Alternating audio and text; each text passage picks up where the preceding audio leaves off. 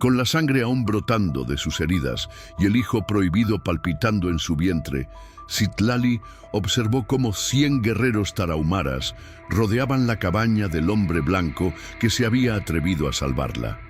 Ahora debía elegir entre la muerte digna que su padre exigía o luchar por un amor que desafiaba siglos de tradición Raramuri. Antes de continuar, no olvides suscribirte al canal, darle like al video y comentar desde qué parte del mundo nos estás viendo.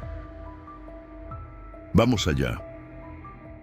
En medio de la espesura de la Sierra Madre Occidental, donde los pinos se elevaban como centinelas silenciosos y el viento susurraba secretos antiguos, Manuel Saldívar avanzaba con pasos firmes.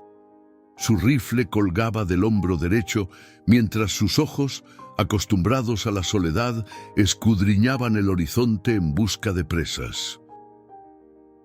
La cicatriz que cruzaba su mejilla izquierda se tensaba cada vez que fruncía el ceño, recordatorio permanente de la batalla de Puebla, donde había luchado contra los franceses años atrás. El sol comenzaba a ocultarse tras las montañas, tiñendo el cielo de tonos cobrizos y rojizos que anunciaban el fin de otra jornada.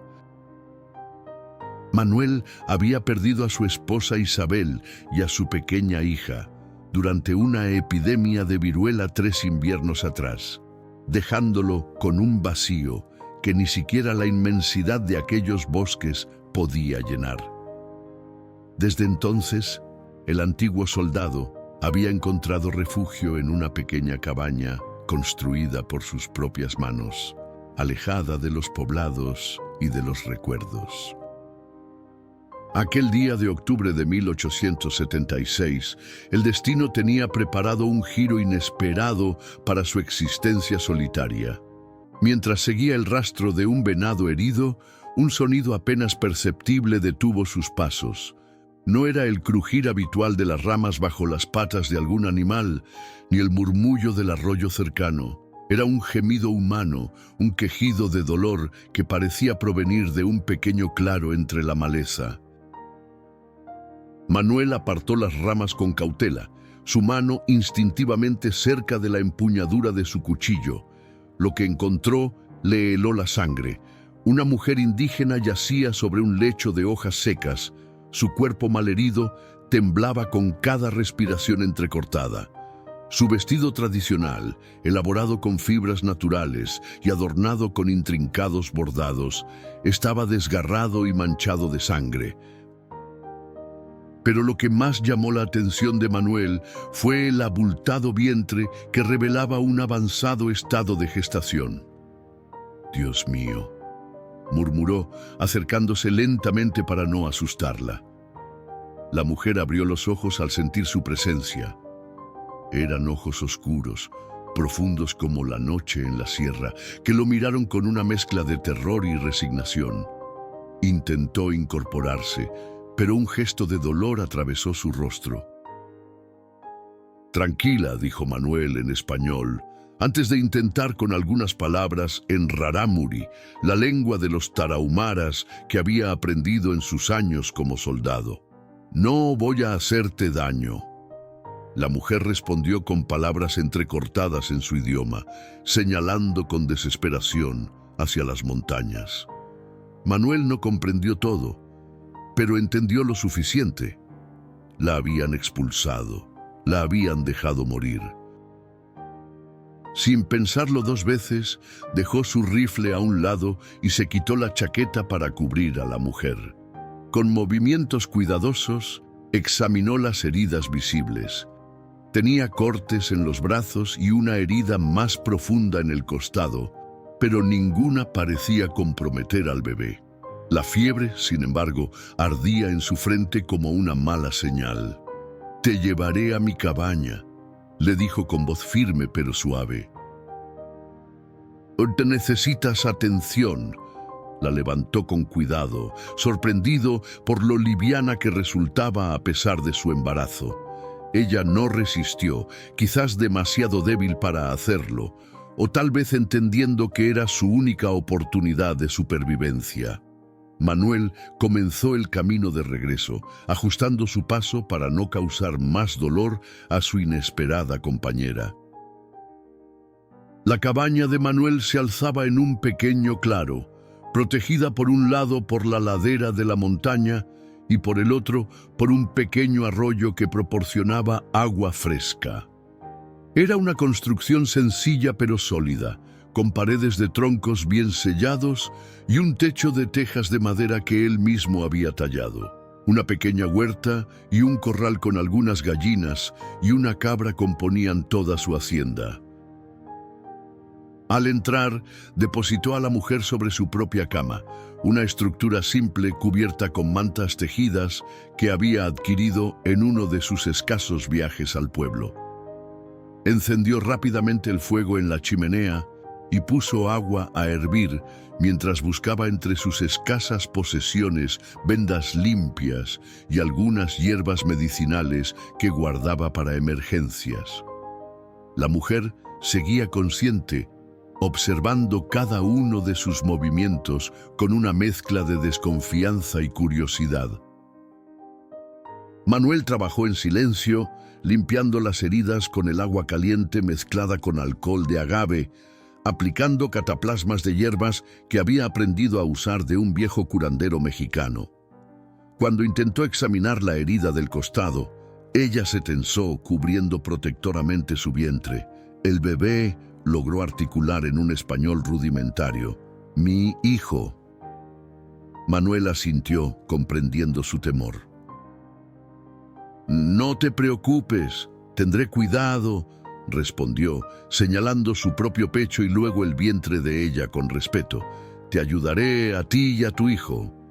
Algo en su voz, en la gentileza de sus gestos, pareció tranquilizarla. Poco a poco, la tensión abandonó su cuerpo, permitiéndole continuar con la curación. Mientras trabajaba, Manuel se preguntaba qué circunstancias habrían llevado a aquella mujer a semejante situación. Los tarahumaras eran conocidos por su resistencia y su fuerte sentido de comunidad.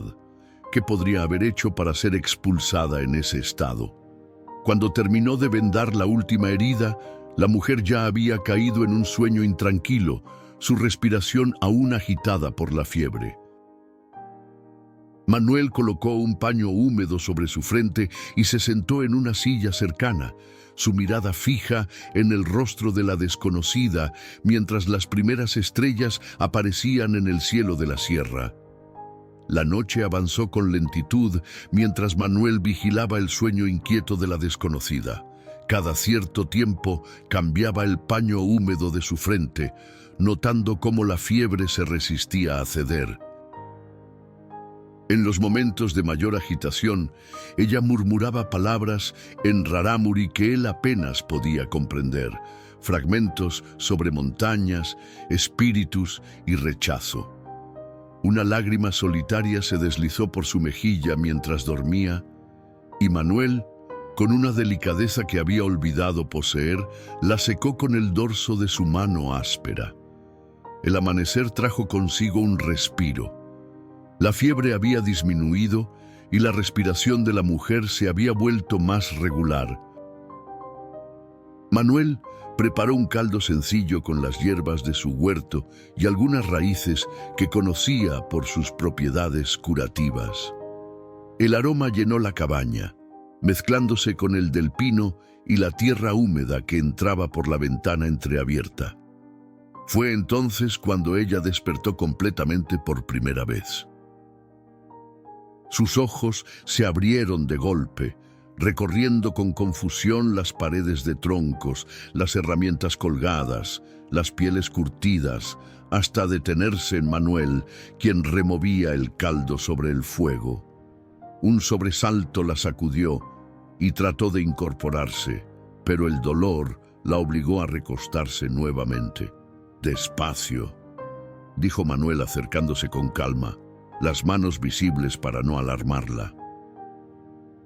«Estás a salvo aquí». Ella lo miró con desconfianza, pero algo en su gesto la tranquilizó lo suficiente para no intentar huir. Manuel le ofreció un cuenco de agua fresca. que ella aceptó tras un momento de vacilación. Bebió con avidez, como si llevara días sin probar líquido. ¿Nombre?, preguntó Manuel señalándose a sí mismo. Manuel. La mujer bajó el cuenco lentamente, evaluándolo. Finalmente, con voz suave pero firme, respondió: Citlali. Manuel asintió repitiendo el nombre para memorizarlo. Luego señaló el vientre de ella con una mirada interrogante pero respetuosa. Citlali colocó ambas manos sobre su abdomen en un gesto protector. Mi hijo, dijo en español entrecortado. Ellos no querer, yo desterrada. Manuel frunció el ceño, comenzando a entender. Tu pueblo te expulsó por el bebé. Ella asintió lentamente, la tristeza oscureciendo sus facciones. Con gestos y palabras fragmentadas, Citlali comenzó a narrar su historia. Era hija de un importante líder rarámuri, prometida desde su juventud a un guerrero de su clan. Pero durante una celebración en la que varias tribus se reunieron para comerciar, conoció a un joven de los yaquis, enemigos ancestrales de su pueblo. Lo que comenzó como una mirada prohibida terminó en un amor que ambos sabían imposible. Rasheka, pronunció ella el nombre con una mezcla de dolor y devoción. Él valiente, él bueno, pero nuestros pueblos...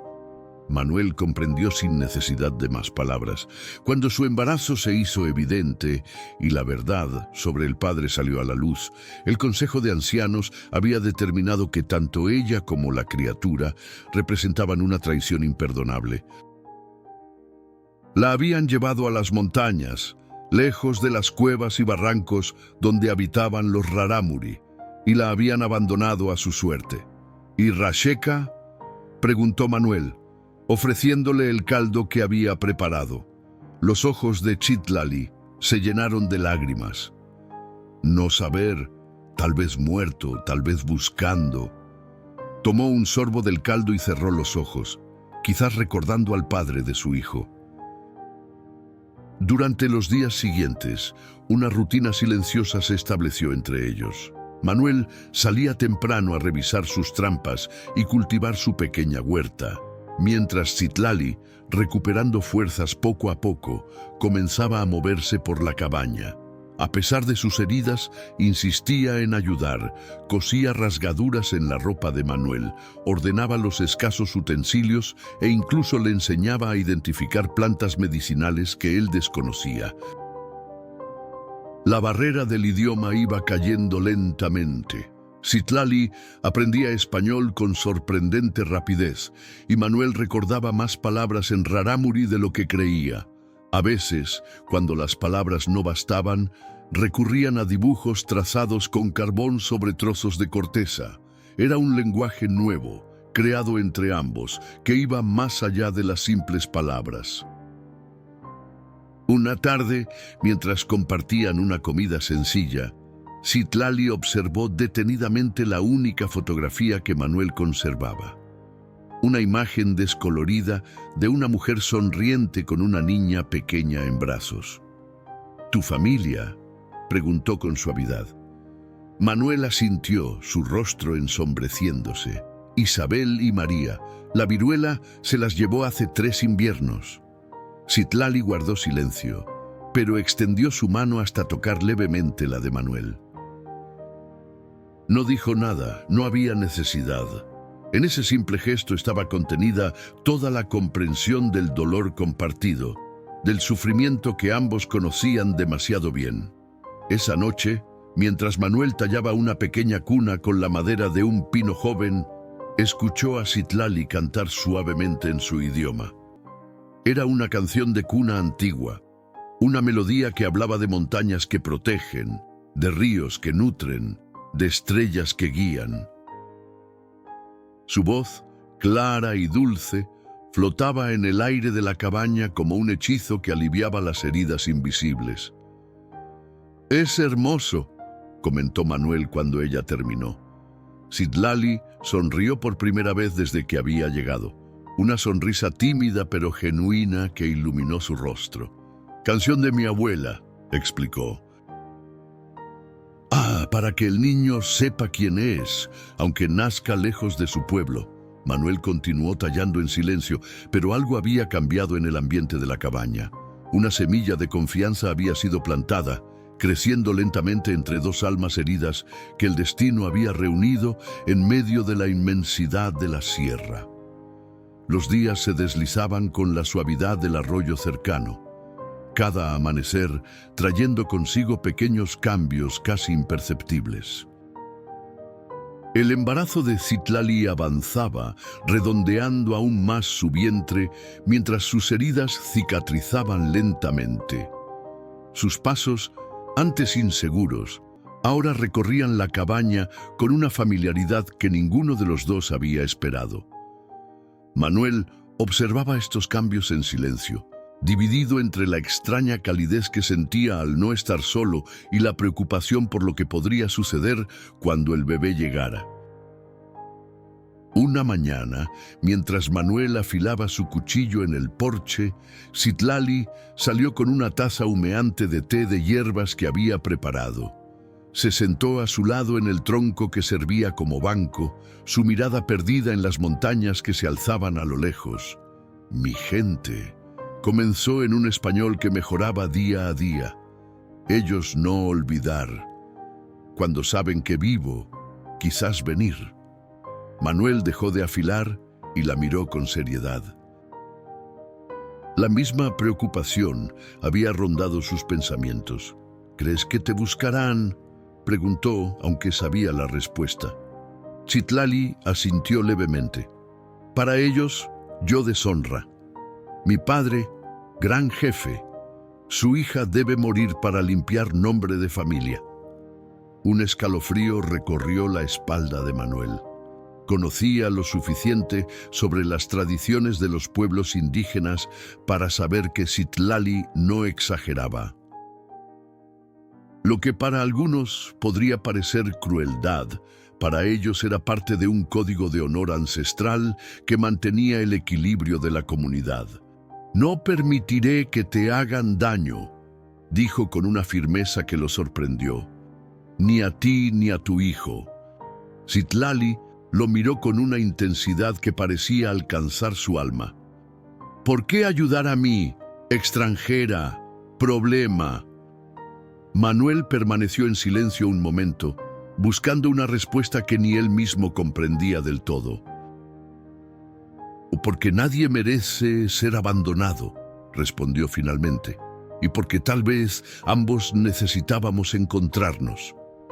La conversación quedó suspendida en el aire, como las volutas de humo que ascendían de la chimenea. No volvieron a hablar del tema ese día, pero algo había cambiado entre ellos. Una especie de pacto silencioso se había establecido. Permanecerían juntos frente a lo que viniera. Esa tarde, mientras Citlali descansaba, Manuel decidió revisar el perímetro de su propiedad, una inquietud inexplicable mordiéndole las entrañas. Fue entonces cuando lo notó. Huellas que no eran suyas ni de animales salvajes, ramas quebradas intencionalmente como señales. Alguien había estado observándolos, quizás durante días. Volvió a la cabaña con paso apresurado, pero intentando mantener la calma. No quería alarmar a Citlali, no en su estado. Revisó su rifle, asegurándose de que estuviera cargado, y colocó discretamente su revólver bajo la almohada. Esa noche, mientras cenaban un guiso de conejo con hierbas que ella había preparado, Manuel mantuvo una conversación casual, pero sus sentidos estaban alerta, sus oídos atentos a cualquier sonido sospechoso.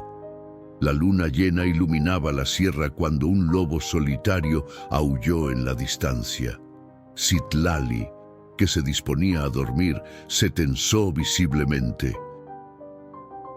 «Ande no es lobo», murmuró, sus ojos abiertos por el miedo. «Es señal. Rarámuri usara aullido para comunicar». Manuel asintió, confirmando sus sospechas, ¿Qué dice?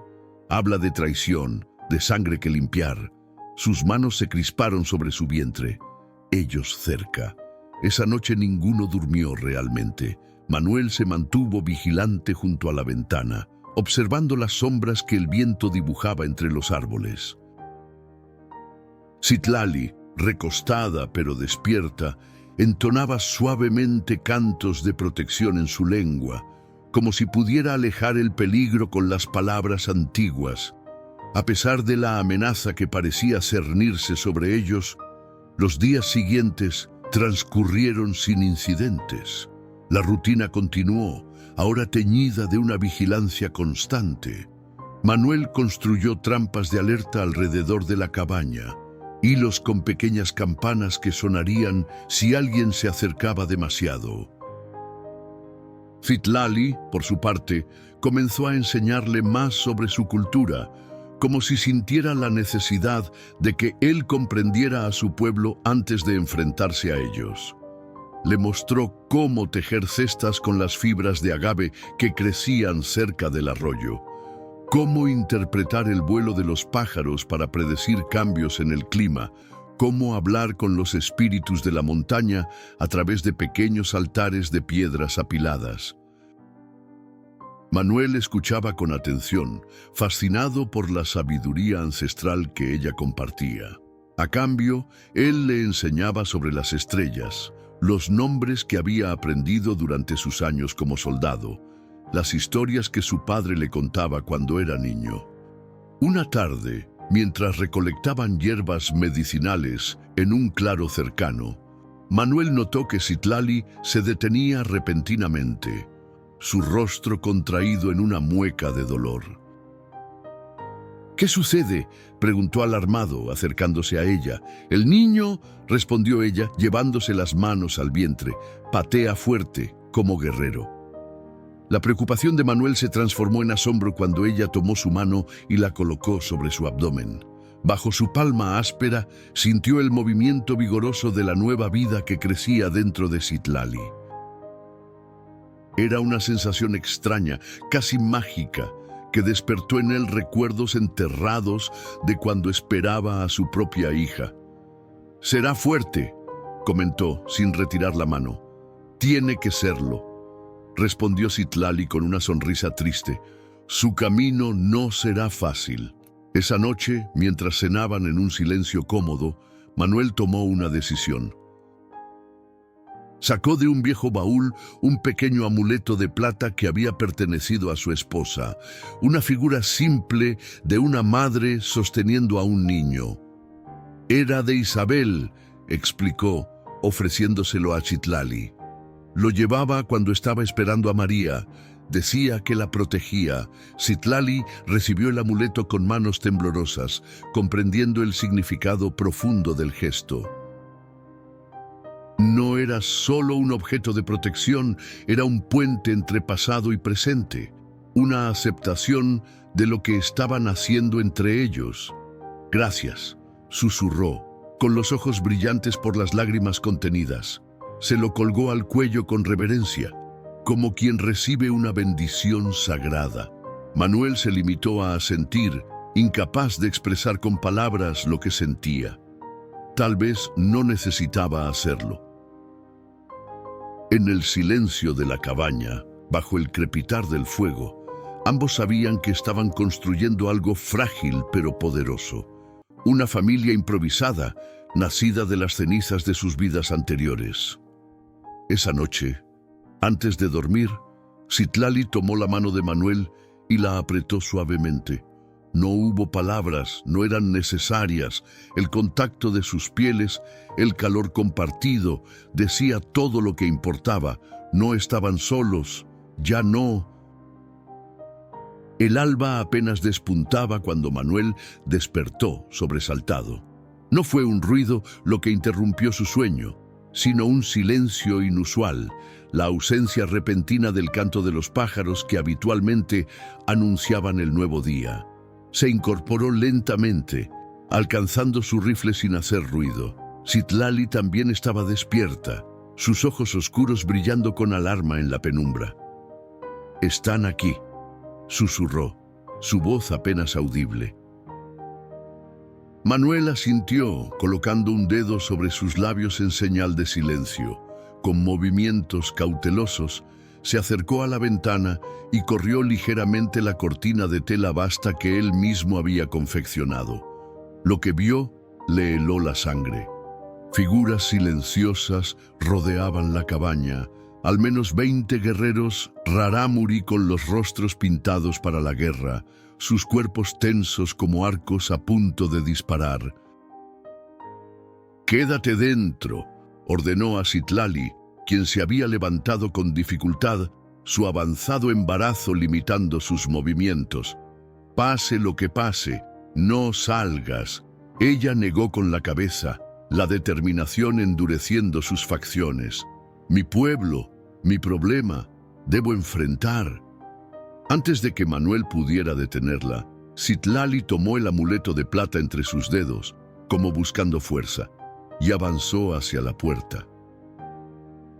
Manuel la siguió, dividido entre la admiración por su valentía y el temor por lo que pudiera ocurrir.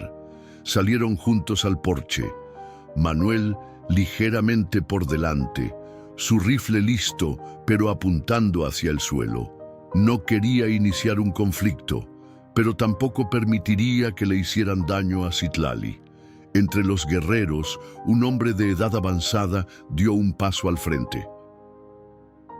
Su rostro, surcado por arrugas profundas como barrancos, estaba pintado con líneas rojas y negras que acentuaban la severidad de su mirada. Llevaba un tocado de plumas de águila y un bastón tallado con símbolos que Manuel no reconoció. A su lado, un joven guerrero de expresión feroz sostenía una lanza decorada con cuentas y cabello humano, un símbolo de victorias pasadas. «Nahual», murmuró Citlali, reconociendo al anciano. «Mi padre», el hombre habló en rarámuri, su voz grave resonando en el claro como el trueno lejano. No necesitaban traducción para entender que estaba pronunciando un juicio, una condena.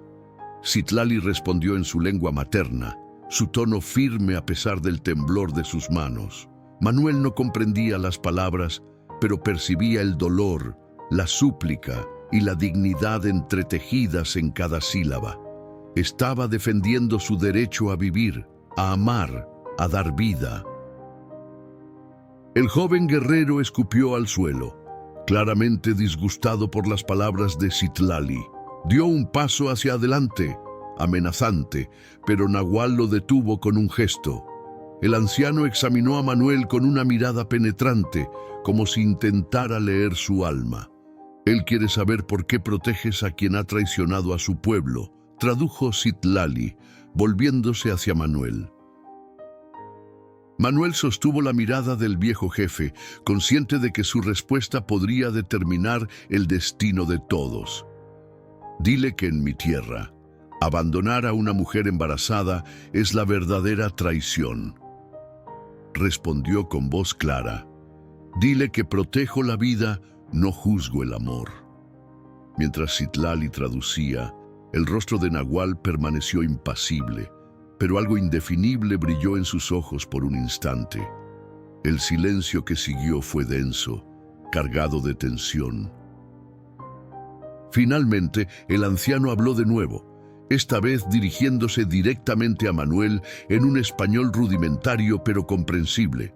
«Hombre blanco valiente pero ignorante, nuestras leyes antiguas como montañas, sangre mezclada trae desgracia. La sangre es solo sangre», replicó Manuel sin apartar la mirada. «Es el corazón lo que importa, y el corazón de tu hija es fuerte y bueno». Un murmullo recorrió a los guerreros.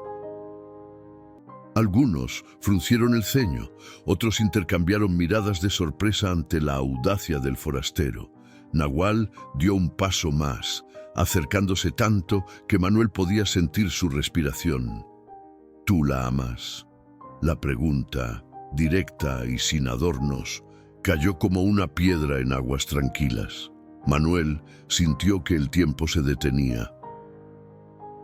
Miró a Citlali.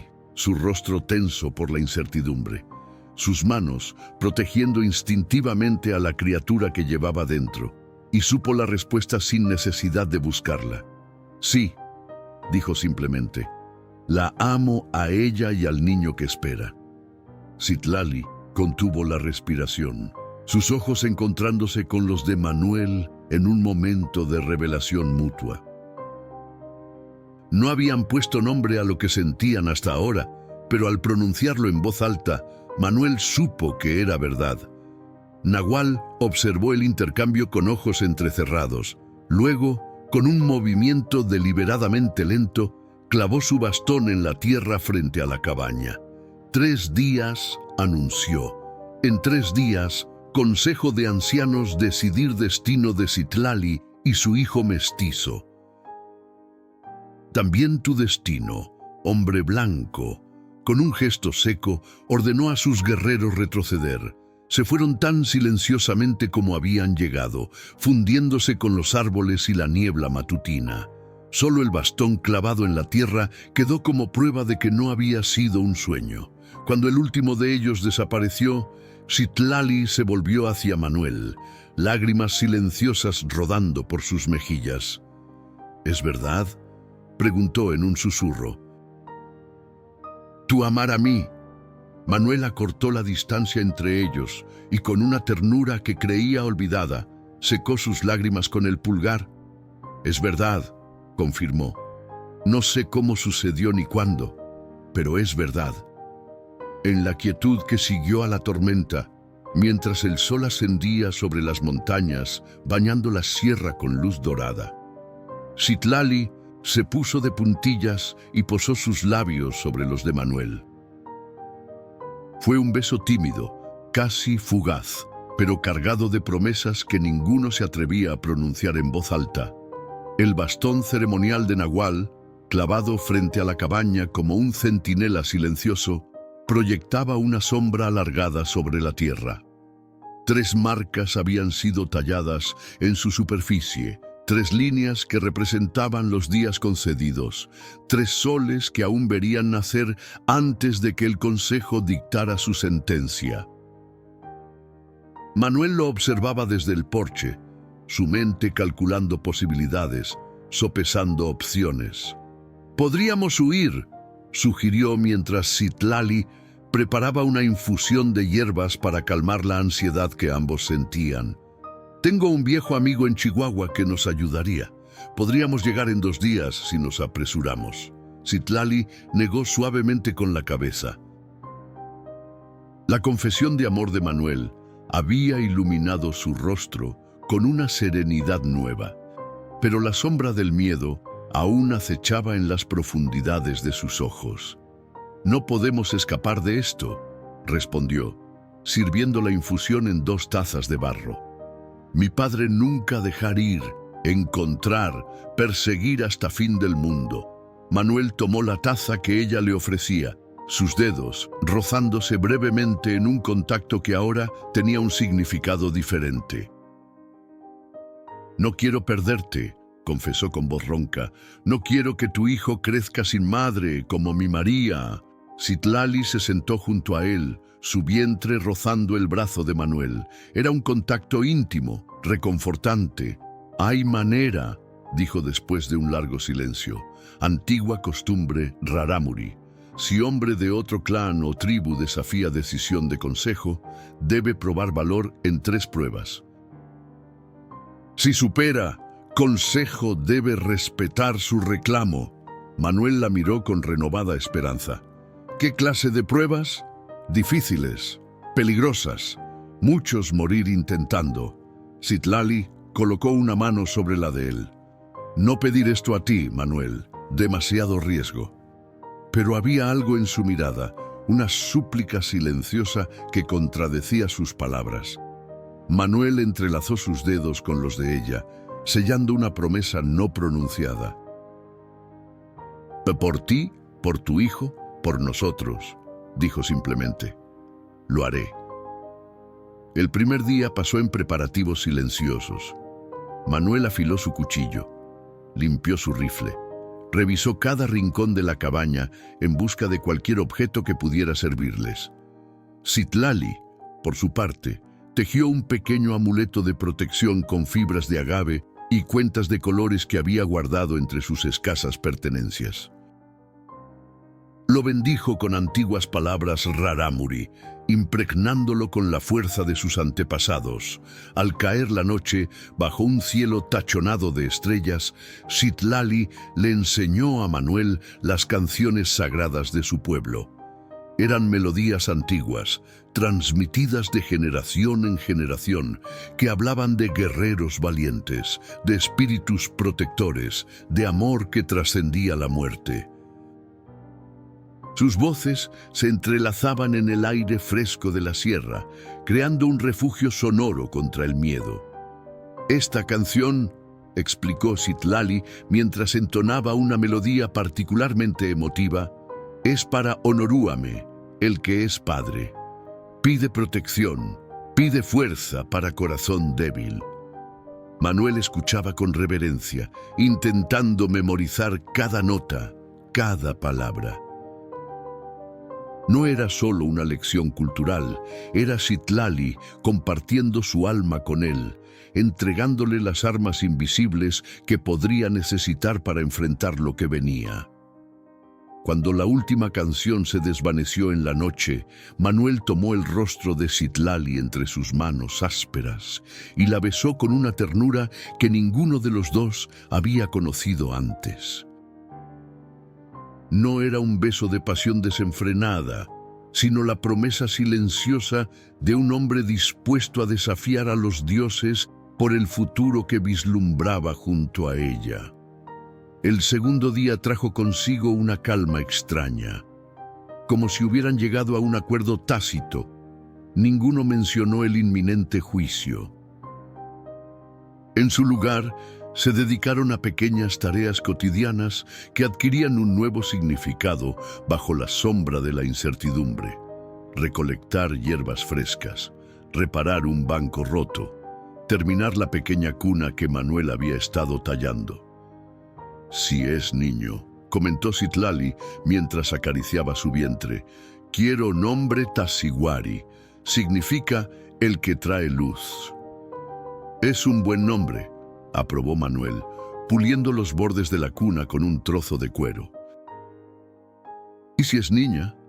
Citlali sonrió, una sonrisa que iluminó su rostro como un rayo de sol entre nubes. Entonces, Isabel, como tu esposa, para honrar su memoria. La emoción anudó la garganta de Manuel. No eran solo nombres, era Citlali, incluyendo su pasado en el futuro que intentaban construir, reconociendo que el amor no borraba lo anterior, sino que lo integraba en algo nuevo y hermoso. Esa noche, mientras la luna llena bañaba la sierra con su luz plateada, se amaron por primera vez. No fue un acto impulsivo ni desesperado, sino la culminación natural de un sentimiento que había florecido entre las grietas de sus vidas rotas. Sus cuerpos se encontraron con la reverencia de quienes saben que están creando algo sagrado, algo que podría ser arrebatado, pero nunca olvidado. El tercer día amaneció con una neblina densa que parecía presagiar acontecimientos graves. El bastón de Nahual, con sus 3 marcas ahora visiblemente gastadas, se erguía como un recordatorio implacable de que el tiempo se agotaba. Manuel salió temprano para revisar las trampas una última vez, no tanto por necesidad, sino para despejar su mente. Al regresar, encontró a Citlali sentada junto al fuego, trenzando su largo cabello negro con cintas de colores, como lo hacían las mujeres de su tribu para las ocasiones ceremoniales. «Hoy vienen», dijo sin mirarlo, sus dedos moviéndose con precisión entre los mechones oscuros. «Lo siento en el viento, en las piedras». Manuel se arrodilló frente a ella, tomando sus manos para detener su labor. «Estoy listo», afirmó con una convicción que sorprendió a ambos. «Cualquiera que sea la prueba, la enfrentaré». Citlali lo miró finalmente, sus ojos brillantes por lágrimas contenidas. Pase lo que pase, Manuel, mi corazón ya elegido, ya tuyo. El sol alcanzó su cenit cuando los tambores comenzaron a resonar entre los árboles, un latido primitivo que parecía surgir de la tierra misma. Manuel y Citlali salieron al porche, tomados de la mano, sus rostros tensos pero decididos. Lo que antes había sido un claro tranquilo frente a la cabaña, ahora hervía de actividad. Guerreros rarámuri formaban un círculo perfecto, algunos sosteniendo antorchas a pesar de la luz del día, otros portando instrumentos ceremoniales elaborados con pieles de animales y huesos tallados. En el centro, Nahual aguardaba con expresión solemne, flanqueado por 3 ancianos de rostros arrugados como corteza de árbol viejo. Sus cuerpos, delgados pero firmes, estaban adornados con pinturas rituales y collares de cuentas de piedra que tintineaban suavemente con cada movimiento. A un lado, ligeramente apartado pero atento, se encontraba el joven guerrero que había acompañado a Nahual en su primera visita.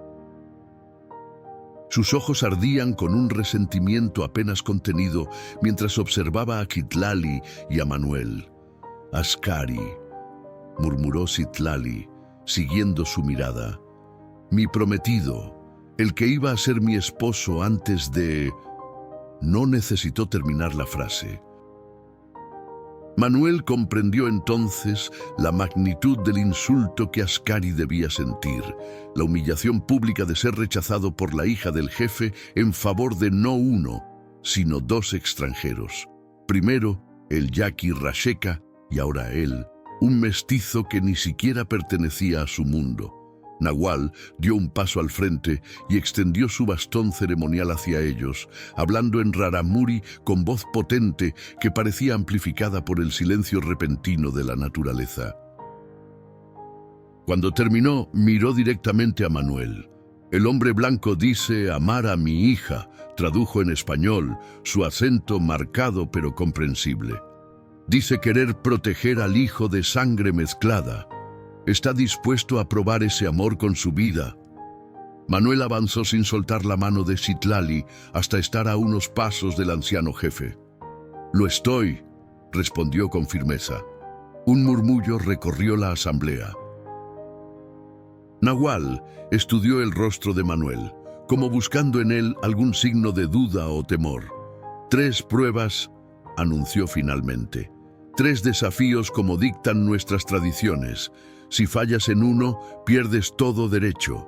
Si mueres, tu sangre será la respuesta. Manuel asintió, apretando la mano de Citlali como para absorber su fuerza.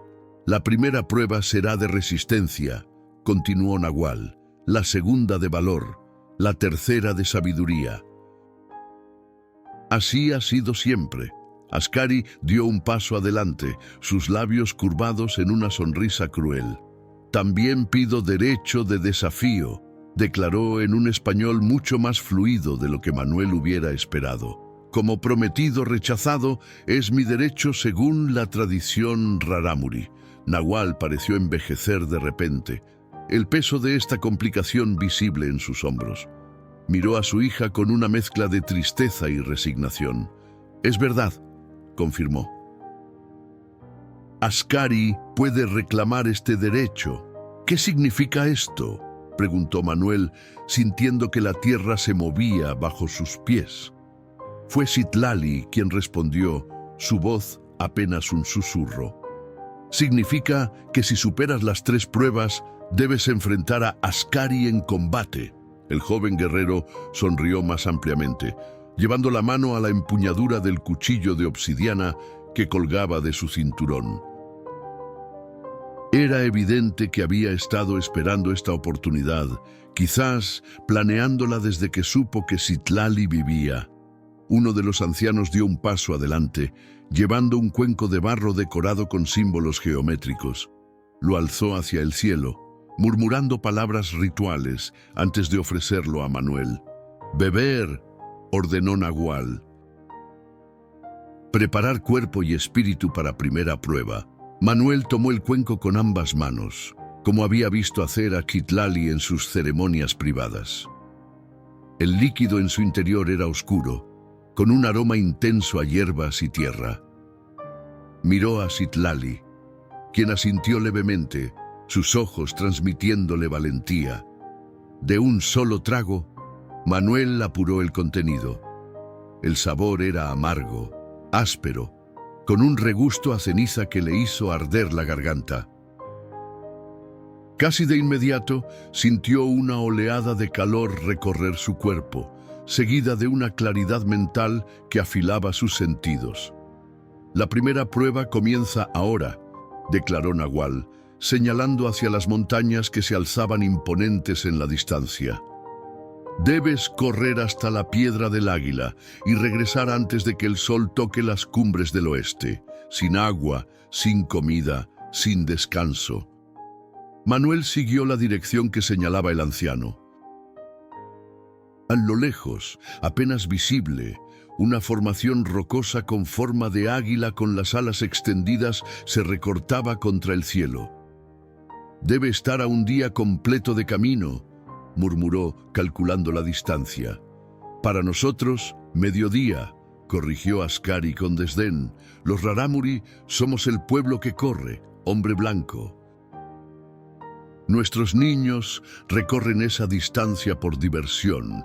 Citlali se acercó a Manuel y, ante la mirada de todos, le colocó el amuleto de protección que había tejido alrededor del cuello. «Corre como el viento», le dijo en voz baja. «Corre como si llevaras mi corazón contigo». Manuel rozó su mejilla con el dorso de la mano en una caricia fugaz, pero intensa. Luego, ajustándose el cuchillo a la cintura y asegurándose que el amuleto estaba bien sujeto, se volvió hacia Nahual. «Estoy listo», declaró. Al principio, correr resultaba sencillo. El brebaje ceremonial parecía haber imbuido a Manuel de una energía inusual, haciendo que sus piernas se movieran con una ligereza que no recordaba haber sentido desde su juventud. El sendero ascendía gradualmente por la ladera, serpenteando entre pinos y robles que proporcionaban sombra intermitente contra el sol implacable. A lo lejos, la Piedra del Águila permanecía como un destino inalcanzable, sin parecer más cercana a pesar de sus esfuerzos. Detrás de él, Manuel sentía más, que veía la presencia de dos guerreros Rarámuri que Nahual había designado como testigos. Se movían con la gracia silenciosa de los depredadores naturales, sus pies descalzos apenas rozando el suelo pedregoso, sin mostrar signos de fatiga ni de esfuerzo. A diferencia de Manuel, parecían flotar sobre la tierra en lugar de luchar contra ella. Cuando el sol alcanzó su punto más alto, el efecto del brebaje comenzó a desvanecerse. El sudor empapaba la camisa de Manuel y la sed, que había mantenido a raya gracias a la infusión ritual, ahora arañaba su garganta como garras de fuego. Sus pulmones ardían con cada respiración y las piernas, antes ligeras, comenzaban a sentirse como troncos de plomo. «No puedo rendirme», se repetía con cada paso, cada vez que su cuerpo le suplicaba detenerse. Por Citlali, por el niño, por nosotros, la imagen de ella esperando, su vientre redondo albergando una vida que dependía de su éxito, lo impulsaba a seguir. El terreno se volvía más empinado, más traicionero. Rocas sueltas rodaban bajo sus botas gastadas, haciéndole perder el equilibrio más de una vez. En una de estas ocasiones, cayó pesadamente sobre un costado, raspándose el brazo contra la superficie áspera de una roca. La sangre manó de la herida, pero apenas le dedicó una mirada antes de levantarse y continuar. Los guerreros que lo seguían intercambiaron una mirada que contenía una pizca de respeto renuente. Quizás el hombre blanco no era tan débil como Ascari había insinuado. A medida que avanzaba la tarde, el paisaje cambió. Los árboles se hicieron más escasos, dejando paso a un terreno rocoso y expuesto donde el sol golpeaba sin misericordia. La piedra del águila era ahora claramente visible, su forma inconfundible recortada contra el cielo azul intenso, pero también era evidente que el tiempo jugaba en su contra. El sol había comenzado su descenso hacia el oeste y las sombras se alargaban amenazadoramente. Cuando finalmente alcanzó la base de la formación rocosa, Manuel estaba al límite de sus fuerzas. Sus piernas temblaban, la visión se le nublaba por momentos y cada inhalación era un esfuerzo consciente, pero no había llegado hasta allí para fracasar. Con un último esfuerzo, trepó hasta la plataforma natural que formaba la cabeza del águila de piedra. Allí, clavada en la roca, encontró una pequeña daga ceremonial con empuñadura de hueso. Uno de los guerreros que lo había seguido asintió, confirmando silenciosamente que debía tomarla como prueba de haber llegado al destino. Manuel la guardó en su cinturón y, sin permitirse ni un momento de descanso, comenzó el descenso. El camino de regreso fue una prueba aún mayor.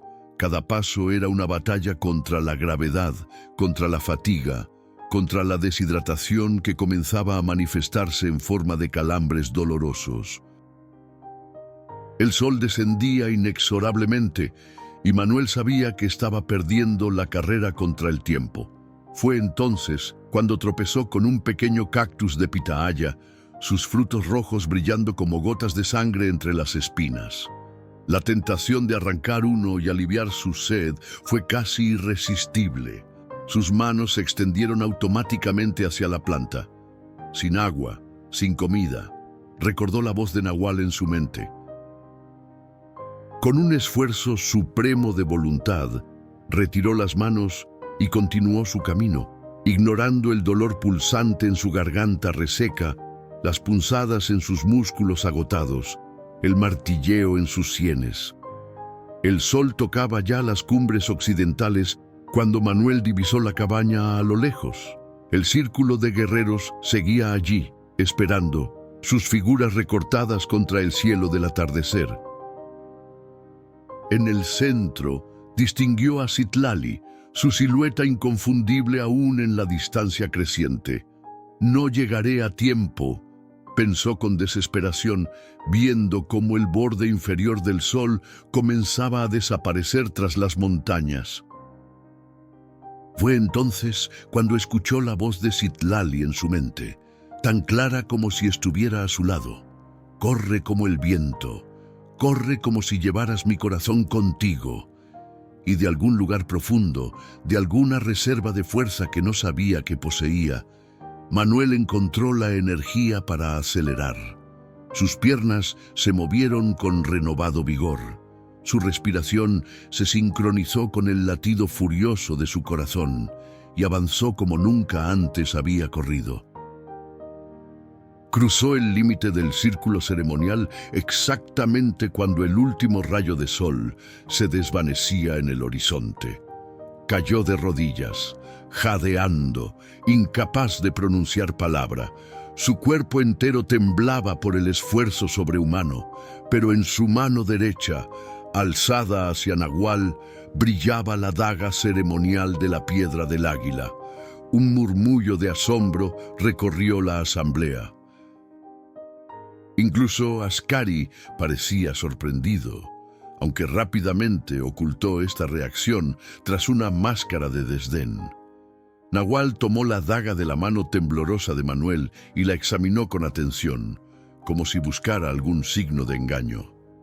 Finalmente, con un asentimiento solemne, se volvió hacia los ancianos del consejo. «La primera prueba ha sido superada», declaró, su voz resonando en el claro ahora iluminado por antorchas.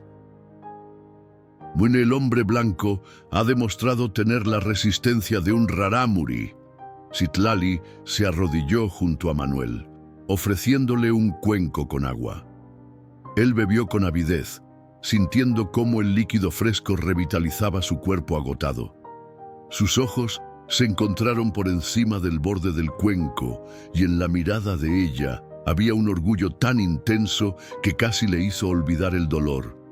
«Lo lograste», susurró, ayudándolo a levantarse. «Sabía que lo harías», Manuel quiso responder, pero Nahual se acercó, interrumpiendo el momento. Su expresión era ilegible mientras examinaba al exhausto Manuel. «Descansa esta noche», le dijo. «Mañana al amanecer enfrentarás la segunda prueba, la prueba de valor». Ascari avanzó entonces, su figura alta proyectando una sombra amenazante sobre Manuel y Citlali. «Disfruta tu pequeña victoria, hombre blanco», dijo con voz cargada de veneno. «Mañana descubrirás que correr es fácil comparado con lo que te espera». La noche transcurrió demasiado rápido para el cuerpo exhausto de Manuel.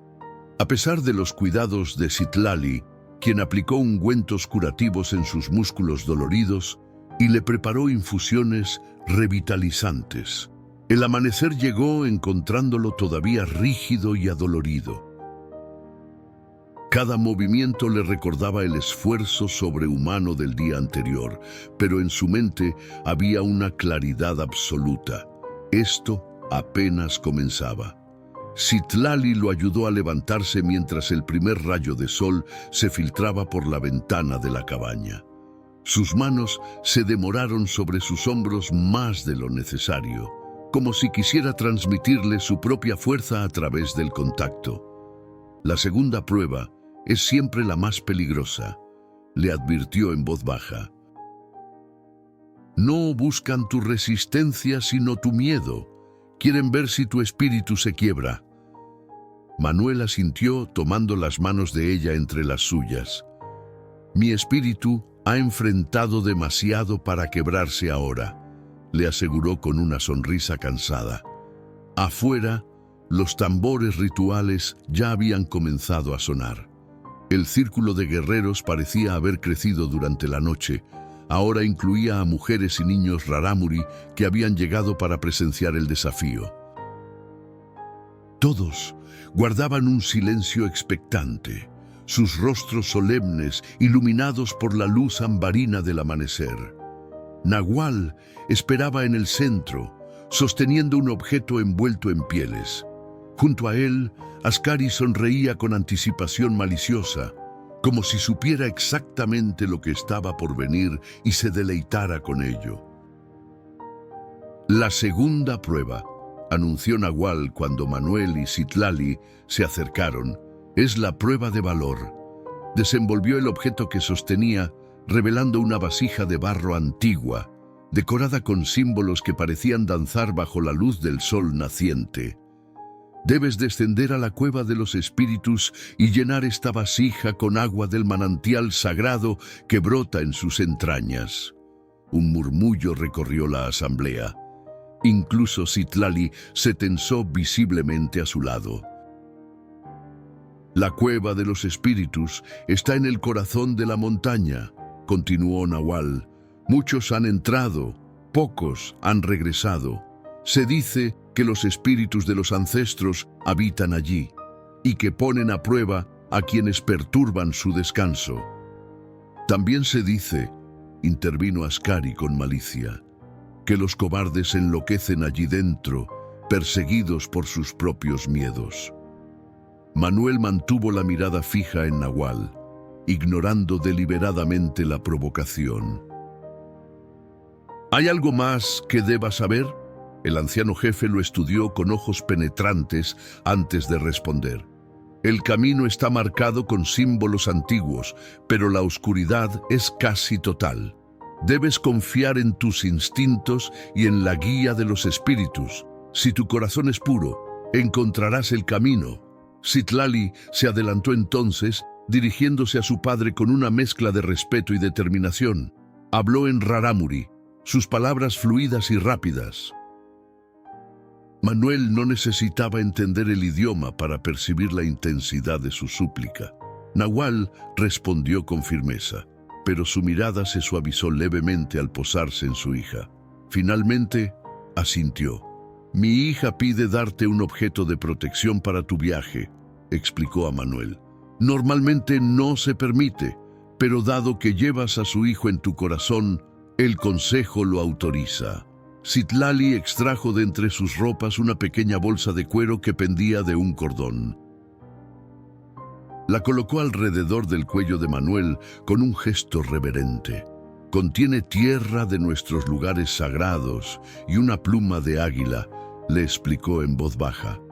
Te ayudará a ver en la oscuridad, a sentir en lugar de mirar. Manuel rozó la bolsa con la punta de los dedos, sintiendo un extraño calor emanar de ella.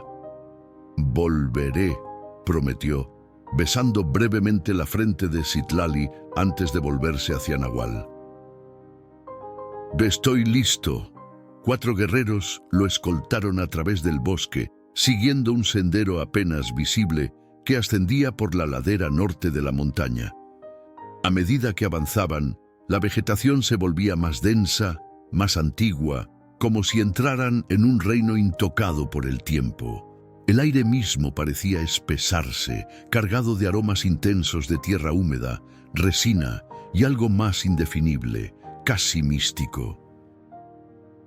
Finalmente, después de casi 2 horas de ascenso, llegaron a una abertura en la roca viva, la entrada a la cueva de los espíritus. Era un agujero oscuro, amenazante, que parecía exhalar un aliento helado desde las profundidades de la tierra. Sobre la entrada, símbolos antiguos habían sido tallados en la piedra, brillando tenuemente con una sustancia verdosa que Manuel no reconoció. Uno de los guerreros le entregó una antorcha de pino resinoso ya encendida y la vasija ceremonial. Luego, sin una palabra, los 4 se apartaron, formando un semicírculo a cierta distancia de la entrada. Manuel comprendió que a partir de ese punto estaba solo. Tomó una respiración profunda, tocó instintivamente la bolsa de protección que Citlali le había dado y avanzó hacia la oscuridad impenetrable. El frío lo golpeó apenas traspasó la entrada, un frío antinatural que parecía filtrarse directamente en sus huesos. La luz de la antorcha apenas iluminaba unos metros por delante, proyectando sombras danzantes sobre las paredes húmedas de la cueva. El suelo descendía abruptamente, formando un camino sinuoso que se perdía en las entrañas de la montaña. A medida que avanzaba, los sonidos del exterior se desvanecieron por completo, reemplazados por un silencio opresivo que solo rompía el eco de sus propios pasos y el ocasional goteo de agua desde el techo. De vez en cuando creyó escuchar susurros lejanos, como voces que hablaban en un idioma olvidado. Pero cada vez que se detenía a escuchar, solo encontraba silencio. Son solo los nervios, se dijo, continuando su descenso. Solo el viento y el agua. Pero en lo profundo de su ser, Manuel sabía que no estaba solo en aquella oscuridad. Algo lo observaba, algo antiguo y paciente que esperaba el momento de poner a prueba su valor.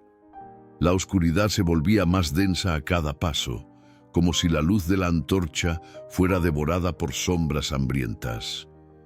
Manuel siguió descendiendo, guiándose por los símbolos tallados en las paredes que parecían brillar tenuemente con vida propia. El aire se tornaba más frío, más húmedo, cargado de olores antiguos que evocaban la eternidad de la piedra y el susurro constante del agua oculta. El túnel se bifurcó repentinamente. Ante él se abrían 3 pasajes idénticos, sin marcas que indicaran cuál era el correcto. Manuel se detuvo, evaluando sus opciones. La antorcha chisporroteó, como si las mismas corrientes de aire intentaran apagar su única fuente de luz. «Und confía en tus instintos», había dicho Nahual. Cerró los ojos, tocando la pequeña bolsa que Citlali le había dado. Bajo sus dedos sintió un leve calor, un pulso casi imperceptible. Lentamente, como atraída por una fuerza invisible, su mano se movió hacia el pasaje de la izquierda. Sin cuestionarlo, Manuel siguió ese impulso. El nuevo túnel se estrechaba a medida que avanzaba, obligándolo a agacharse. El aire se volvió tan escaso que la llama de la antorcha se redujo a un destello tembloroso. Cuando el espacio parecía a punto de aplastarlo, el pasaje se ensanchó abruptamente, desembocando en una cámara amplia cuyo techo se perdía en la oscuridad. La luz de la antorcha reveló un espectáculo sobrecogedor. Estalactitas masivas descendían como colmillos de alguna bestia prehistórica, mientras estalagmitas se elevaban desde el suelo, algunas uniéndose para formar columnas que parecían sostener el peso de la montaña. Todo estaba cubierto por una fina capa de humedad que reflejaba la luz en destellos fantasmales. Y entonces los escuchó claramente. Susurros, murmullos, fragmentos de conversaciones en idiomas olvidados. Manuel giró sobre sí mismo, buscando el origen de aquellas voces, pero la cámara estaba vacía, solo él y las sombras danzantes. «No temas», se dijo, intentando calmar su corazón acelerado. «Son solo ecos, juegos de la mente». Pero las voces se intensificaron, convergiendo en un coro sibilante que parecía rodearle. De entre los murmullos incomprensibles, comenzó a distinguir palabras en español, frases dispersas que se clavaban como agujas en su conciencia. Abandonaste a tu familia, dejaste que murieran, no pudiste salvarlas. Manuel se paralizó. Las voces hablaban directamente a su culpa más profunda, al remordimiento que había cargado desde la muerte de Isabel y María. ¿Cómo podían saber? No son reales, se repitió avanzando con determinación renovada a través de la cámara. Son solo pruebas, ilusiones. Pero su mente traicionera daba forma a las sombras. En los rincones más oscuros creyó ver el rostro de Isabel, sus ojos acusadores, sus labios moviéndose en un reproche silencioso. La figura de María, pequeña y frágil, extendiendo sus manitas hacia él, desapareciendo cuando intentaba alcanzarla. Las piernas de Manuel flaquearon. Cayó de rodillas, la antorcha rodando por el suelo pedregoso. Las voces aumentaron, transformándose en gritos, en lamentos que reverberaban en la caverna y en su alma atormentada. Tú las dejaste morir. Ahora Citlali sufrirá el mismo destino. No puedes protegerla, no puedes salvar a nadie. Manuel cerró los ojos con fuerza, cubriendo sus oídos en un intento inútil por silenciar aquellas acusaciones que resonaban directamente en su cabeza. La oscuridad lo envolvía, se filtraba en su pecho como un veneno, paralizándolo. Fue entonces cuando sintió un calor repentino contra su pecho. La pequeña bolsa que Citlali le había dado palpitaba como un segundo corazón, emanando un calor que contrastaba violentamente con el frío sobrenatural de la cueva. La tomó entre sus dedos temblorosos y, al hacerlo, un recuerdo nítido acudió a su mente. Citlali cantando suavemente mientras trenzaba su cabello, su vientre redondeado meciendo al hijo que ambos protegerían, sus ojos mirándolo con una confianza absoluta. «No estoy solo», murmuró, y su voz, aunque débil, pareció disipar momentáneamente los susurros malignos. «No estoy solo, y no he fallado aún». Con esfuerzo, recogió la antorcha que milagrosamente seguía encendida. Se puso de pie, tambaleándose, pero firme en su resolución. Los espectros de su pasado seguían acechando en las sombras, pero ya no los miró. Su vista estaba fija en el camino adelante. Cruzó la cámara hasta llegar a un pasaje descendente, más estrecho que el anterior. A medida que avanzaba, el sonido de agua corriente se hacía más claro, más real que los susurros que aún lo perseguían. El túnel desembocó en una segunda cámara, más pequeña pero no menos impresionante. En el centro, surgiendo de la roca viva, brotaba un manantial cristalino. El agua emergía burbujeante, formando un pequeño estanque antes de desaparecer por una grieta en el suelo. La superficie del agua reflejaba la luz de la antorcha con destellos casi sobrenaturales, como si estuviera viva, consciente. Manuel se acercó con reverencia. Este era el manantial sagrado del que hablaba Nahual. Al arrodillarse junto al borde del estanque, vio algo que le heló la sangre. En lugar de su propio reflejo, el agua le mostraba a Citlali gritando de dolor, rodeada de sangre, dando a luz en soledad. La imagen cambió. Ascari sosteniendo un cuchillo sobre ella, luego el cuerpo sin vida de la mujer que amaba, su hijo arrancado de sus brazos.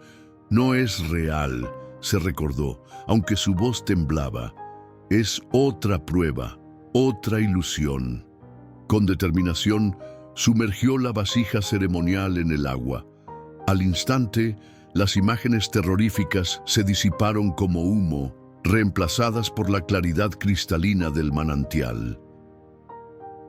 El agua que llenó la vasija parecía contener luz propia, brillando suavemente, incluso cuando la retiró del estanque.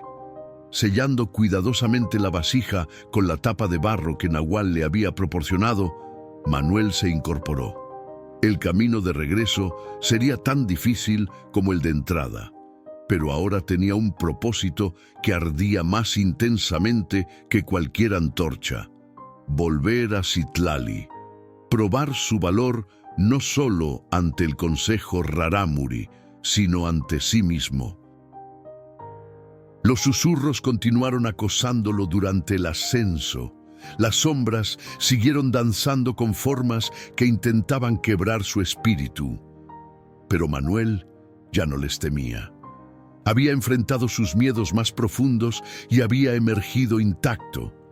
La pequeña bolsa contra su pecho seguía emanando calor, como un recordatorio constante del amor que lo esperaba en la superficie. Cuando finalmente vislumbró la luz del día filtrándose por la entrada de la cueva, Manuel sintió que había transcurrido una eternidad. Sus piernas temblaban por el esfuerzo, sus pulmones ardían con cada respiración del aire cada vez más puro, pero sus manos sostenían con firmeza la vasija de agua sagrada. Emergió a la luz cegadora del mediodía, parpadeando para ajustar su vista después de horas en la oscuridad total. Los 4 guerreros Rarámuri seguían en sus posiciones, observándolo con expresiones que oscilaban entre la sorpresa y el respeto reluctante. Uno de ellos se adelantó, ofreciéndole una calabaza con agua fresca que Manuel aceptó con gratitud. El regreso al campamento fue silencioso. Manuel caminaba con la vasija sagrada entre las manos, cada paso medido, consciente del tesoro irreemplazable que transportaba. Su cuerpo estaba exhausto, su mente aún vibraba con los ecos de las voces de la cueva, pero su espíritu había emergido fortalecido. Ya no era el mismo hombre que había entrado en aquella oscuridad. Algo fundamental había cambiado en él. Cuando el claro donde se alzaba su cabaña apareció ante sus ojos, Manuel vio que la asamblea había crecido considerablemente.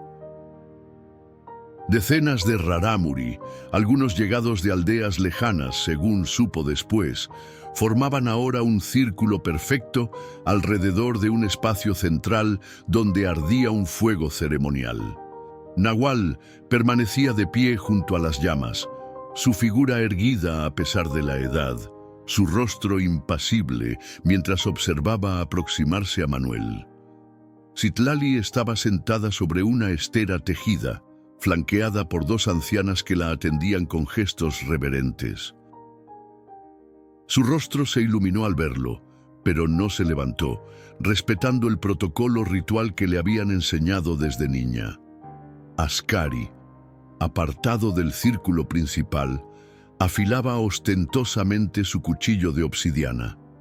Su mirada, cuando se cruzó con la de Manuel, destilaba un odio apenas contenido. Manuel avanzó hasta el centro del círculo y con una solemnidad que nunca había sentido antes, ofreció la vasija a Nahual. El anciano jefe la tomó entre sus manos nudosas, examinándola cuidadosamente antes de elevarla hacia el cielo en un gesto ritual. La luz del sol poniente arrancó destellos del agua sagrada que contenía, creando por un instante un halo dorado alrededor de la figura del viejo jefe. «Has superado la prueba de valor», declaró Nahual, bajando la vasija. Pocos hombres, incluso entre los Rarámuri, han regresado de la cueva de los espíritus con su espíritu intacto. Un murmullo de aprobación recorrió la asamblea. Incluso algunos de los guerreros que habían mirado a Manuel con desprecio, ahora inclinaban levemente la cabeza en señal de reconocimiento. La tercera prueba, continuó Nahual, es la prueba de sabiduría. Hizo un gesto y uno de los ancianos del consejo se adelantó, portando un pequeño tambor ceremonial. Debes responder a 3 preguntas.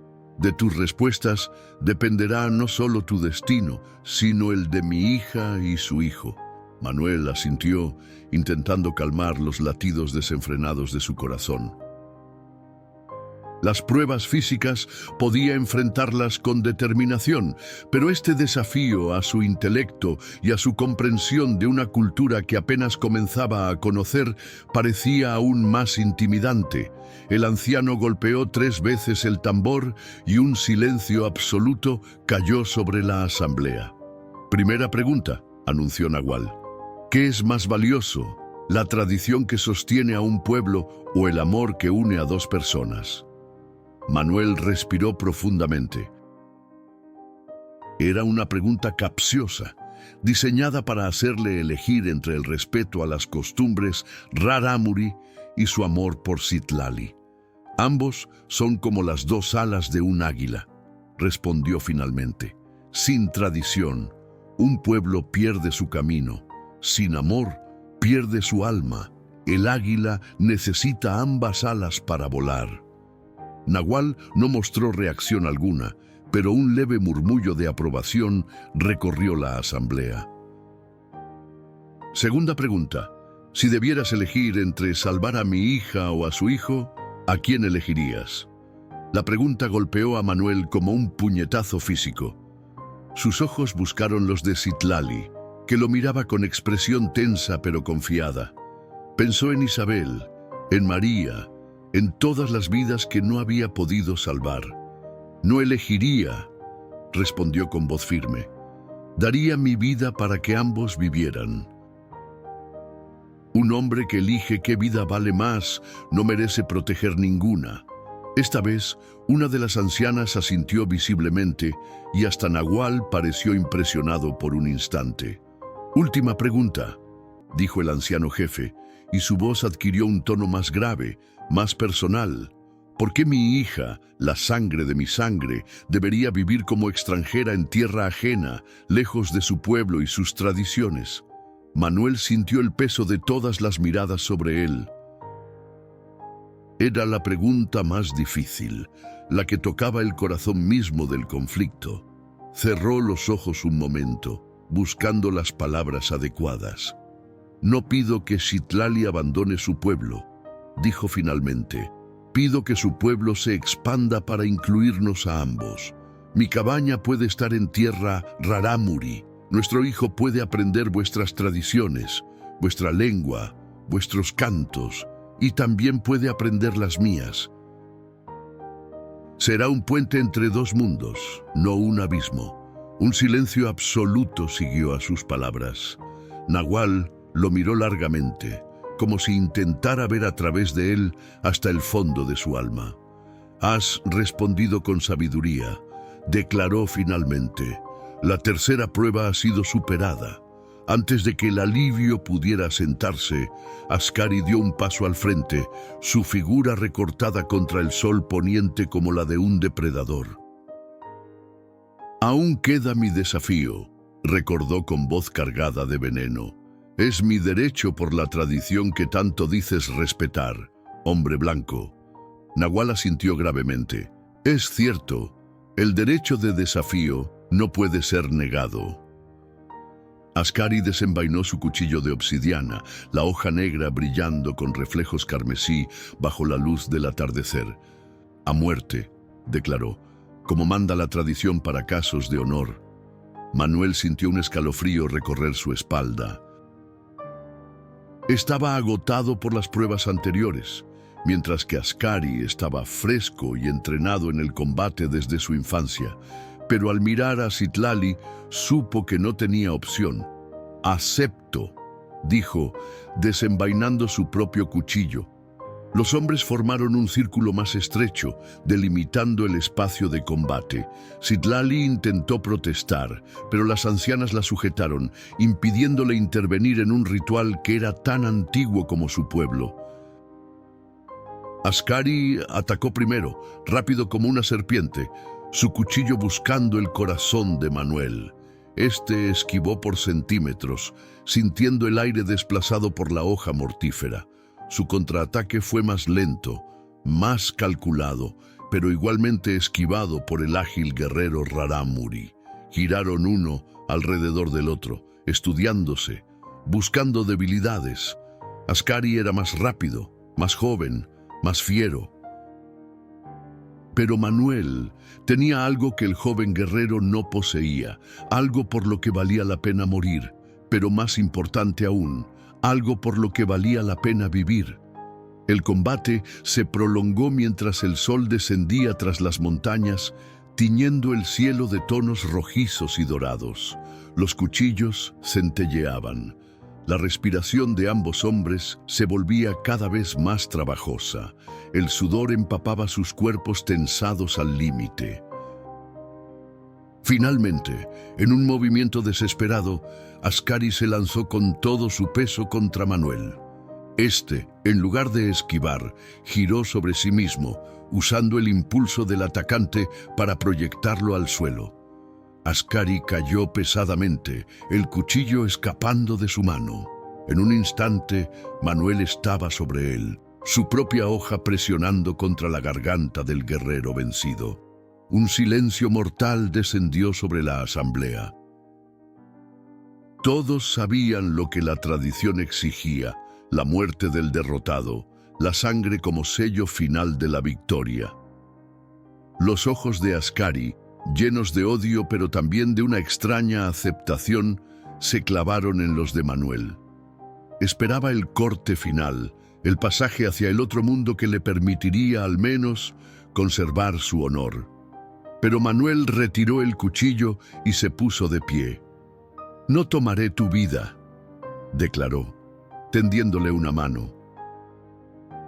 «El verdadero valor está en perdonar, no en matar». Ascari miró la mano extendida con incredulidad, luego a Nahual, quien observaba la escena con expresión inescrutable. Finalmente, tras un momento que pareció eterno, tomó la mano de Manuel y se incorporó. «Has ganado», admitió con voz apenas audible, «pero no entiendo tu piedad». «Algún día lo harás», respondió Manuel simplemente.